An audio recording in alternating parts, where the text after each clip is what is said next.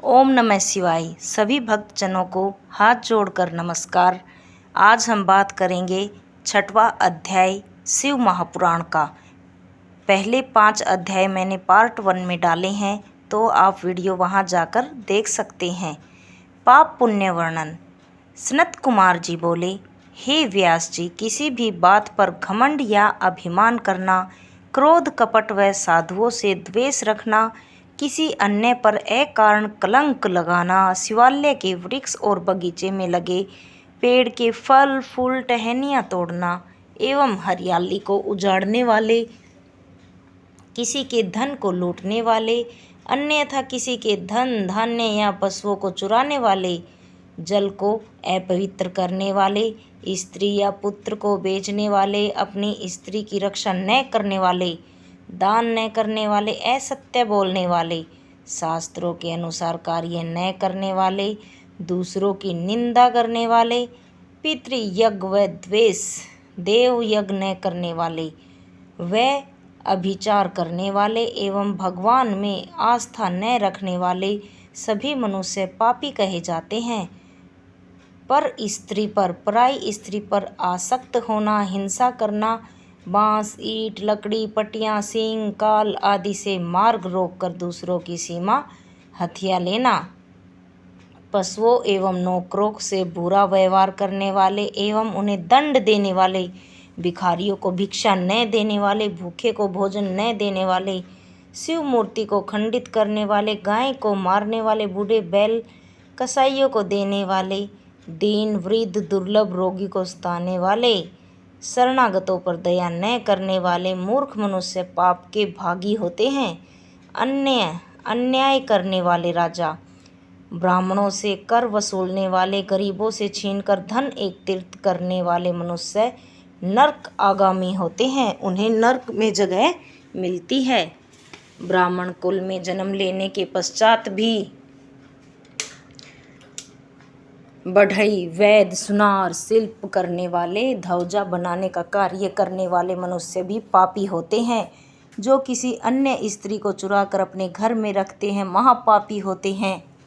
नीति के विपरीत व्यवहार करने वाले, धृत, तेल, अन्न, पेय, शहद, मांस, मद, कैमंडल, तांबा, सीसा, रागा, हथियार, शंख आदि की चोरी करने वाले वैद वैष्णव नरक आगामी होते हैं, उन्हें भी नरक में स्थान मिलता है। पशु पक्षी मनुष्य दानव आदि सभी पापियों को निश्चय ही यमराज के अधीन जाना पड़ता है।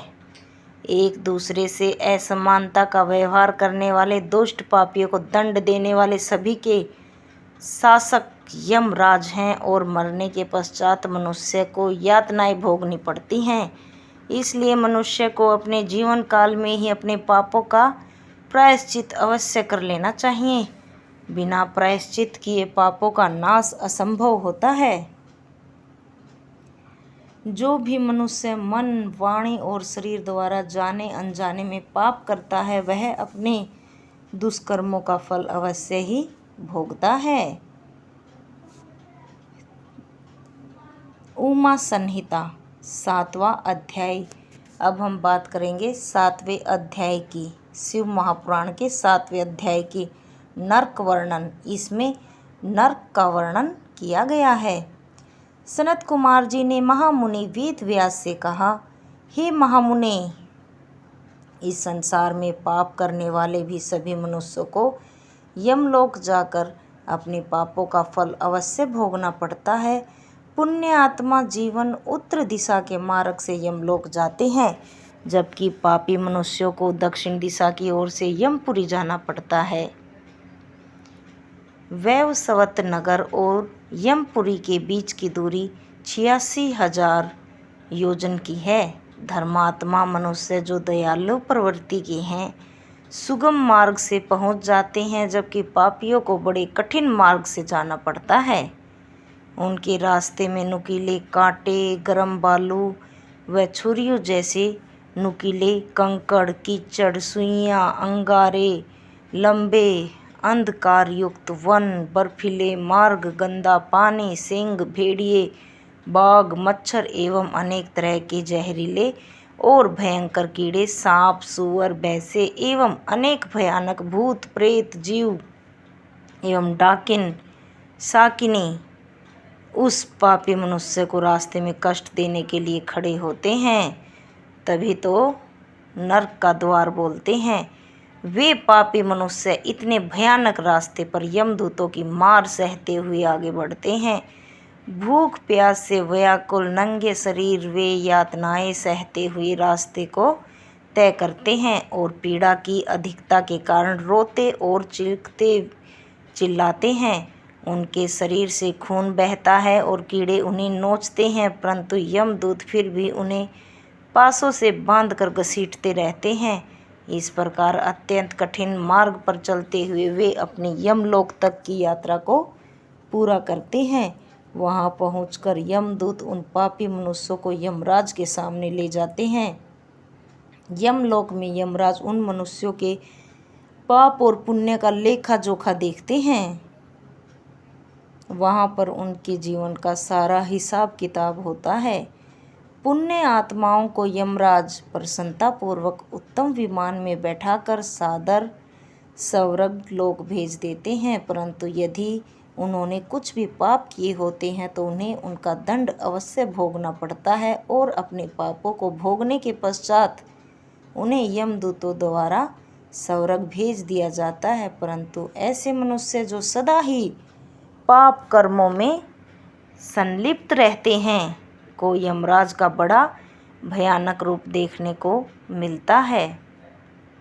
यमराज भयंकर दाढ़ों वाले, विकराल बोहों वाले, अनेक भयानक अस्त्र शस्त्र धारण किए, 18 हाथ वाले, काले भैंसे पर बैठे, अग्नि के समान लाल आंखों वाले एवं प्रलय काल की अग्नि के समान तेजस्वी भयानक रूप धारण किए हुए दिखाई देते हैं और पापियों को बड़े कठोर दंड देते हैं। तब भगवान चित्रगुप्त धर्मयुक्त वचनों से उन्हें समझाते हैं। उमा संहिता 8वां अध्याय। नरक की 28 कोटियाँ। नरक की 28 कोटियाँ होती हैं, वो क्या होती हैं? सनत कुमार जी बोले, हे महामुनि व्यास, जब यमदूत पापी मनुष्यों को लेकर यमलोक पहुंच जाते हैं तो वहां चित्रगुप्त पापियों को फटकारते हुए कहते हैं, पापियों, तुम अपने जीवन काल में सदा पाप कर्म करते रहो। अब उन पापों के फल भोगने का समय आ गया है। इसी प्रकार पापी दुष्ट राजाओं को डांटते हुए वे कहते हैं कि राज्य का सुख मिलने पर तुम अपने सर्वस्व मानने लगे और इसी घमंड में मदमस्त होकर तुमने अपनी प्रजा के साथ बहुत बुरा व्यवहार किया और उन्हें अनेकों तरह से कष्ट और यातनाएं दी। उन बुरे कर्मों के पाप मैल के समान अब भी तुम्हारे शरीर से चिपके हुए हैं। तांबा व सीसा और पीतल को गलाकर भर दिया जाता है। जो पापी कामी पुरुष की बुरी नज़र से नारी को देखते हैं, उनकी आंखों में सुई और गर्म राख भर दी जाती है। जो पापी महात्माओं के दिए गए धर्म संबंधित उपदेशों की अवमानना करते हैं और धर्मशास्त्रों की निंदा करते हैं, उनकी छाती, कंठ, जीभ, होठ, नाक और सिर में 3 नोकों वाली कीलें ठोक दी जाती हैं और उन पर मुद्रों से चोट की जाती है। दूसरों का धन चुराने वाले, पूजन सामग्री को पैर लगाने वाले दुष्ट मनुष्यों को अनेक प्रकार की यातनाएं भोगने के लिए दी जाती हैं। जो पापी धनी होते हुए भी दान नहीं करते और घर आए भिखारी को खाली लौटा देते हैं, ऐसे पुरुषों को घोर यातनाएं सहनी पड़ती हैं। तो जिस घर आए भिखारी को चाहे 1 रुपये का दान दें, चाहे खाना दें, लेकिन खाली ना जाने दें। जो सत्पुरुष भगवान शिव का पूजन करके विधि विधान से उनका हवन करने के पश्चात शिव मंत्र को जाप करके यम मार्ग को रोकने वाले श्याम एवं सवल नामक स्वानों एवं पश्चिम वायव्य दक्षिण और नैऋत्य दिशा में रहने वाले पुण्य कर्मों वाले को बलि देते हैं। उन मनुष्यों को कभी यमराज का दर्शन नहीं करना पड़ता है। 4 हाथ लंबा मंडप बनाकर उनके ईशान की धन्वंतरी, पूर्व में इंद्र, पश्चिम में शुद्ध अक्षोम और दक्षिण में यम एवं पितरों के लिए बलि देनी चाहिए। तत्पश्चात कुत्ते एवं पक्षियों के लिए अन्न डालें। स्वाहाकार, स्वासवधाकर, वषट्कार एवं हंतकार धर्ममयी गाय के 4 स्तन हैं। इसलिए गौ सेवा को आवश्यक माना जाता है और इसलिए हम गौ माता की पूजा करते हैं। ऐसा न करने वाले पापी मनुष्यों की अवश्य ही दुर्गति होती है और वे नरक को भोगते हैं तथा अनेक दुखों का सामना करते हैं। जय भोलेनाथ।